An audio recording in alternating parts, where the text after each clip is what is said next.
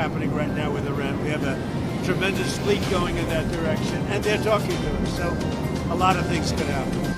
Karibu kwenye habari za ulimwengu. Rais wa Marekani Donald Trump ametangaza kuwa tayari kuna mawasiliano na mazungumzo yanayoendelea kati ya Marekani na Iran. Kauli hiyo imekuja wakati mvutano wa kisiasa na kiusalama kati ya mataifa hayo mawili ukiwa umefikia hatua nyeti, huku dunia ikihofia uwezekano wa mzozo mpana katika eneo la Mashariki ya Kati. Akizungumza na waandishi wa habari, Rais Trump amesema kuwa Iran inazungumza na Marekani, akionyesha matumaini kwamba mazungumzo hayo yanaweza kuzaa makubaliano yatakayozuia hatua ya kijeshi, ingawa hakutoa maelezo ya kina kuhusu lini au wapi mazungumzo hayo yanafanyika rasmi. Kauli hiyo ya Trump imetafsiriwa na wachambuzi wa siasa za kimataifa kama ishara ya kimkakati wa Marekani ya kutumia diplomasia sambamba na shinikizo la kijeshi, hasa ikizingatiwa kuwa Marekani inaendelea kuimarisha uwepo wake wa kijeshi katika Ghuba ya Uajemi na maeneo mengine ya kimkakati Mashariki ya Kati.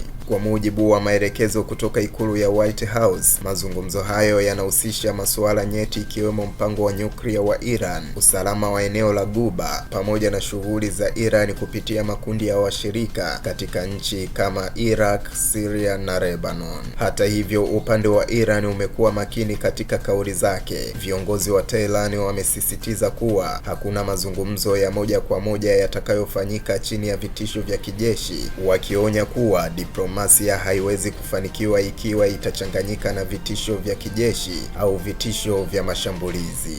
Mvutano huu umeendelea kuibua wasiwasi mkubwa miongoni mwa mataifa ya eneo hilo, hususani Israel, Saudi Arabia na Falme za Kiarabu, ambazo zinafuatilia kwa karibu mwelekeo wa mazungumzo hayo, huku zikihofia athari za usalama endapo mazungumzo yatavunjika. Wachambuzi wa masuala ya usalama wanasema kauli ya Trump inaweza kuwa sehemu ya mkakati wa kisiasa wa kuonyesha kuwa Marekani ipo tayari kwa amani, lakini pia ipo tayari kwa hatua kali endapo Iran haitakubali masharti yanayopendekezwa. Wakati huo huo, jumuiya ya kimataifa ikiwemo Umoja wa Mataifa na mataifa ya Ulaya imehimiza pande zote mbili kuchukua njia ya diplomasia ili kuepusha mzozo wa kijeshi ambao unaweza kuathiri sio tu Mashariki ya Kati bali uchumi wa dunia kwa ujumla, hususani sekta ya mafuta na biashara ya kimataifa. Athari za mvutano huu tayari zinaanza kuonekana katika masoko ya nishati, ambapo bei ya mafuta inaonyesha dalili ya kupanda, hali inayochochewa na hofu ya kuvurugika kwa usafirishaji wa mafuta kupitia njia muhimu za biashara za kimataifa.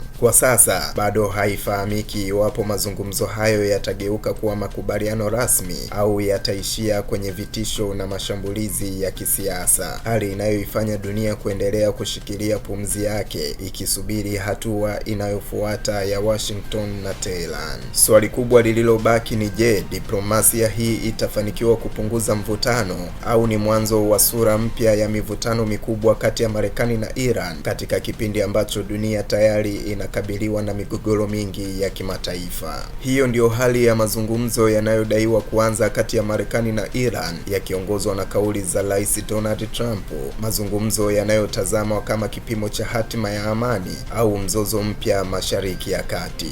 Mimi ni Isaac Samuel na hii ni Vision TV.